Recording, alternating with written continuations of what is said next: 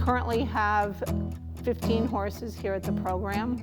If someone wants to surrender a horse, they fill out an application. They have to provide a letter from the veterinarian saying the horse is riding sound. Be useful in some context for riding, whether it's just trail riding, pleasure riding.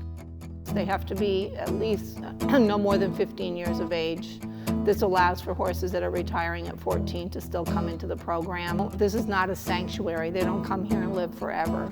There's no horse that comes in here that will be here forever. So every horse has to be useful. What happened is we started getting phone calls from people about wanting to come and see the farm, to volunteer. So that's where we've gotten pretty much all of our volunteers from.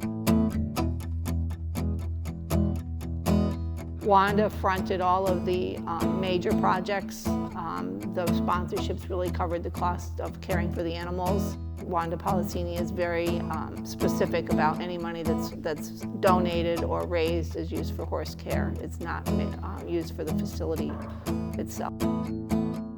Once they come in, we start doing groundwork. If you think about when you watch them turn on the racetrack, they kind of pivot around the shafts. So these horses now, all of a sudden, you're asking them to bend their body into a circle. So we start, even from the ground, we'll touch their sides and teach them to move away. When you ride them and you try to squeeze your legs or you kick them, they have no idea what that means. So by starting on the ground with that, they learn that when there's pressure there, they move. So we spend a lot of time teaching them manners, standing still. When you stop, they need to relax. So that's another hard thing for some of them to really learn. We start teaching them to go over things because, again, the tracks are flat, so they don't know to step over. They don't really know how to get into a canter. So by jumping over stuff, once they learn to jump over, they jump in. If you're going fast enough, they'll jump into a canter.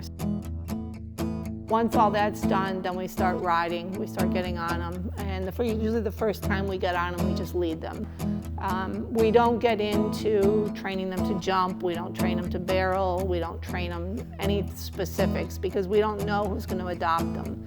Wanda has a very clear vision that every one of these horses needs to be ridden before they go out because you don't know where they're going to end up. And even though someone says, oh, I don't care, I want to drive them, she still wants them to be ridden.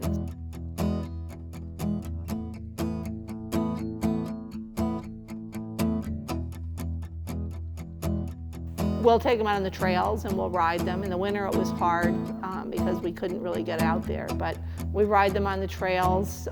We try to get them through water. Once they learn the basics, everything else is pretty simple.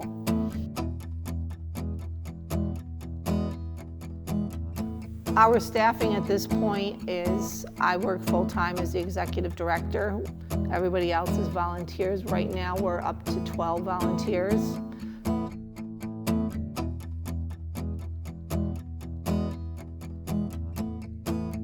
If anyone wants to contact us or if they want to see what horses we have available or any volunteering activities, sponsorships, they can go to our website, which is our initials, phsap.org, and our Facebook page is Purple Haze Standardbred Adoption Program, and you can contact us. Our address is there, and phone numbers, they can reach out to us. Any applications or donation forms are all on there as well. As the executive director of the program, I would like to thank you for your interest and your time in viewing our video. We would love to have you come visit and meet our horses. I would also like to thank all of our volunteers and our very generous sponsors who have helped carry our program through the last 2 years. And we look forward to their support in the future and increasing our volunteer base as we grow.